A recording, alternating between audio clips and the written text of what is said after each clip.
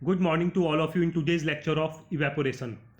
आज के लेक्चर में बेसिकली हम ये समझेंगे कि इवेपोरेशन क्या होता है, ये किस तरीके से काम करता है, एंड कुछ क्रिटिकल चीज़ें लाइक काफ़ी सारे लोगों को डाउट्स है इवेपोरेशन और बॉइलिंग पॉइंट में क्या डिफरेंसेस होते हैं, इवेपोरेशन और डिस्टिलेशन में क्या डिफरेंसेस रहते हैं, and various other things. So before starting today's lecture, अगर आपको मेरे लेक्चर्स अच्छे लगते हैं तो मेरे चैनल को सब्सक्राइब कीजिए और जितना ज़्यादा पॉसिबल है उतना ज़्यादा वीडियोस को लाइक कीजिए और अपने फ्रेंड से शेयर कीजिए। मेरे इस लेक्चर के पीडीएफ का लिंक मैं आपको डिस्क्रिप्शन बॉक्स में दे दूंगा, जिसको भी ये डाउनलोड करना है वहाँ पे जाके इजीली डाउनलोड कर सकता है। अब स्टार्ट करने से पहले आपको एक छोटा सा एग्जांपल देता हूँ। हम सारे लोग कपड़े धोने के बाद में उसको बाहर फैला देते हैं धूप में, ताकि मेरे जो कपड़े हैं वो कपड़े ड्राई हो जाएं। अब गीले कपड़ों में जो पानी प्रेजेंट होता है वो पानी आपका पूरा का पूरा पानी सूख जाता है। अब जो आपका लिक्विड था, वाटर जब लिक्विड फेज से वेपर फेज में कन्वर्ट होता है तो उसके पीछे दो प्रिंसिपल्स काम करते हैं। एक होता है आपका इवेपोरेशन और एक होता है आपका बॉइलिंग। अब कहाँ पे इवेपोरेशन काम करता है और कहाँ पे बॉइलिंग काम करता है, ये चीज़ आपको समझना काफ़ी ज़्यादा जरूरी है, अदरवाइज आप हमेशा कंफ्यूज रहेंगे। तो इन्हीं सारे टॉपिक्स के बारे में हम बेसिकली आज डिटेल में बात करेंगे। इवेपोरेशन की अगर हम बात करते हैं तो ये वो प्रोसेस होता है that changes liquid water to water vapour. Evaporation वो फेनोमेना है जो हम जनरली सब जगह मैक्सिमम जगह देखते हैं। लाइक जो हमारी वाटर साइकिल चलती है, लाइक जो हमारे पॉन्ड्स में, रिवर्स में वाटर प्रेजेंट होता है, ये वाटर मेरा सनलाइट की प्रेजेंस में इवेपोरेट होता है, देन ये मेरा एटमॉस्फेयर में जाता है, अगेन एटमॉस्फेयर में ये कंडेंस होता है और दोबारा अर्थ के ऊपर आता है और ये साइकिल कॉन्टिन्यूअस चलती रहती है। अगर रोड के ऊपर आपका पानी पड़ा हुआ रहता है तो वो पानी आपका गर्मी के सीजन में आपने देखा होगा तुरंत इवेपोरेट हो जाता है। अनदर बेस्ट एग्जांपल इज गर्मी के सीजन्स में आपने ये देखा होगा कि छतों को ठंडा करने के लिए हम उसके ऊपर पानी डालते हैं तो वो पानी तुरंत इवेपोरेट हो जाता है। अब याद रखिएगा कि इवेपोरेशन जो होता है ये आपका जो भी मटेरियल होता है उसके फ्रीजिंग पॉइंट से ऊपर के सारे टेम्परेचर्स पे आपका इवेपोरेशन स्टार्ट हो जाता है, लेकिन ये काफ़ी स्लो फेनोमेना है तो ये उतनी जल्दी हमको समझ में नहीं आता है। अब हम बात करते हैं कि कौन कौन से फैक्टर्स हैं जो इवेपोरेशन को इम्पैक्ट करते हैं। तो याद रखिएगा सबसे पहला फैक्टर होता है आपका सरफेस एरिया। जितना ज़्यादा आपका सरफेस एरिया बढ़ेगा उतना ज़्यादा आपका इवेपोरेशन का रेट इंक्रीज होगा। Second one is temperature. जितना ज़्यादा आपका टेम्परेचर राइज होगा उतना ज़्यादा आपका इवेपोरेशन का रेट बढ़ेगा। Third one is humidity. जितना आपका एटमॉस्फेयर में ह्यूमिडिटी कम होगी उतना आपका जो रेट है वो रेट आपका इंक्रीज होगा। Wind speed. जितना ज़्यादा आपके विंड की स्पीड होगी उतना ही इवेपोरेशन का रेट आपका ज़्यादा होगा। And boiling point. जितना बॉइलिंग पॉइंट आपका कम होगा उतना ही आपका इवेपोरेशन का रेट ज़्यादा होगा।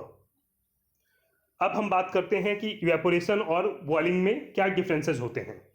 तो याद रखिएगा इवेपोरेशन जो होता है, अगर हम स्पीड की बात करते हैं, इवेपोरेशन आपका काफ़ी स्लो रेट से होता है जबकि आपका बॉइलिंग काफ़ी फास्टर रेट से होता है।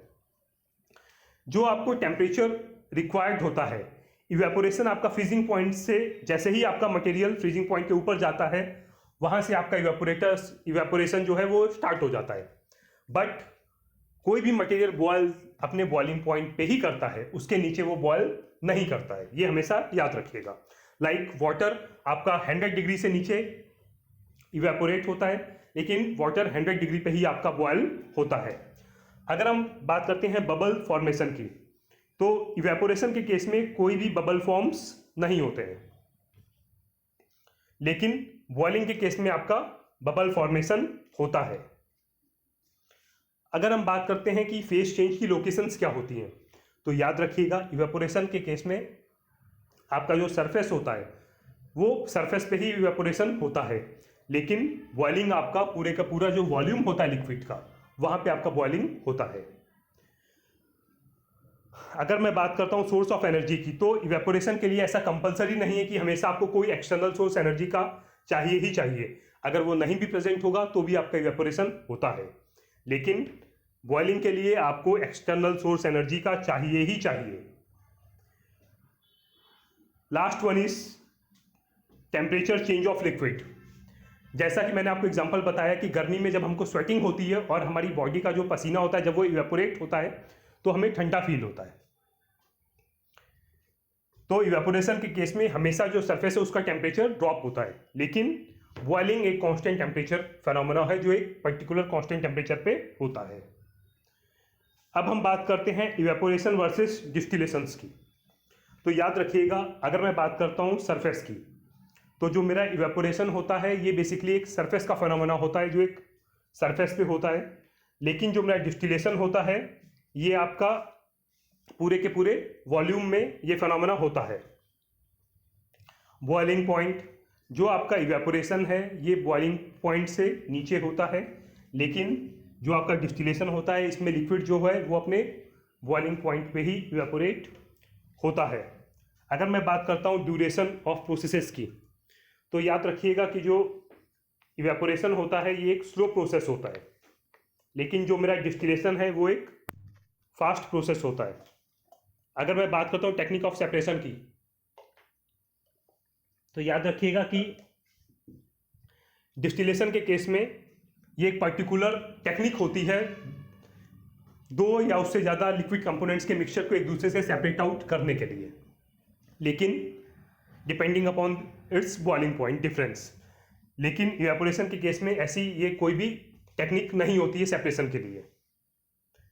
अगर हम बबल्स की बात करते हैं तो इवेपोरेशन के केस में कोई भी बबल फॉर्मेशन नहीं होता है। ये जस्ट थोड़ा सा गलत लिख गया है, नो फॉर्मेशन यहाँ पे आएगा और फॉर्मेशन यहाँ पे आएगा। इवेपोरेशन के केस में कोई भी बबल फॉर्मेशन नहीं होता है, लेकिन डिस्टिलेशन के केस में बबल फॉर्मेशन आपका होता है। अगर हम बात करते हैं एक्सटर्नल हीट की, तो याद रखिएगा कि इवेपोरेशन के केस में आपको एक्सटर्नल हीट की ज़रूरत नहीं पड़ती है, कोई कंपलसरी नहीं है, लेकिन डिस्टिलेशन के केस में it's compulsory to have external source of heat, otherwise आपका डिस्टिलेशन नहीं हो पाएगा। अगर मैं बात करता हूँ natural versus man made phenomena, तो याद रखिएगा इवेपोरेशन आपका एक नेचुरल फेनोमेना होता है, लेकिन डिस्टिलेशन आपका क्रिएटेड फेनोमेना होता है जो आदमी के द्वारा क्रिएट किया जाता है। अब हम बात करते हैं इसके बेस्ट एग्जाम्पल की। तो सबसे बेस्ट एग्जाम्पल जो आपको केमिकल इंडस्ट्री में देखने को मिलेगा वो है आपका कूलिंग टावर। आपके केमिकल इंजीनियरिंग में जो भी ऑपरेशंस होते हैं प्लांट में, उससे जो हीट जनरेट होती है, उस हीट को एक्सट्रैक्ट करने के लिए आप, चाहे आपके कंडेंसर्स हो चाहे जैकेट्स हो, उनमें आप कूलिंग वाटर घुमाते हैं। तो जो भी आपके सिस्टम से हीट लोड जनरेट होता है उसको एक्सट्रैक्ट करके कूलिंग वाटर लाता है। जब वो कूलिंग वाटर उस हीट को एक्सट्रैक्ट करेगा तो वो आपका गर्म हो जाता है। इस डायग्राम को आप गौर से देखिए तो वो गर्म पानी आपका ये कूलिंग टावर में एंटर करता है। यहाँ पे ये नोजल्स लगी हुई हैं, उन नोजल से वो उसको छोटे छोटे ड्रॉपलेट्स में कन्वर्ट करता है। बीच में ये आपके फिन्स लगी हुई हैं जो उसमें और एयर के बीच में कॉन्टेक्ट एरिया को इंक्रीज करते हैं। टॉप में देखिए ये आपका फैन लगा हुआ है, ये आपका इंड्यूस्ड ड्राफ्ट फैन है। ये फैन मूव करेगा और ये दोनों तरफ से ये एयर को सिस्टम सक करता है। टॉप से आपके वाटर की ड्रॉपलेट्स गिर रही हैं और नीचे से आपकी एयर जा रही है। अब जो आपका पानी है, पानी आपका गर्म है, लेकिन एयर का टेम्परेचर आपका उसके कंपैरिजन में कम है। तो जब ये दोनों चीज़ें एक दूसरे के कांटेक्ट में आती हैं तो यहाँ पे हीट ट्रांसफ़र और मास ट्रांसफ़र दोनों की दोनों चीज़ें होती हैं। तो जो आपकी एयर है उसका जो टेम्परेचर है वो टेम्परेचर राइज होता है, और जो आपका पानी है उसका टेम्परेचर बेसिकली आपका ड्रॉप होता है।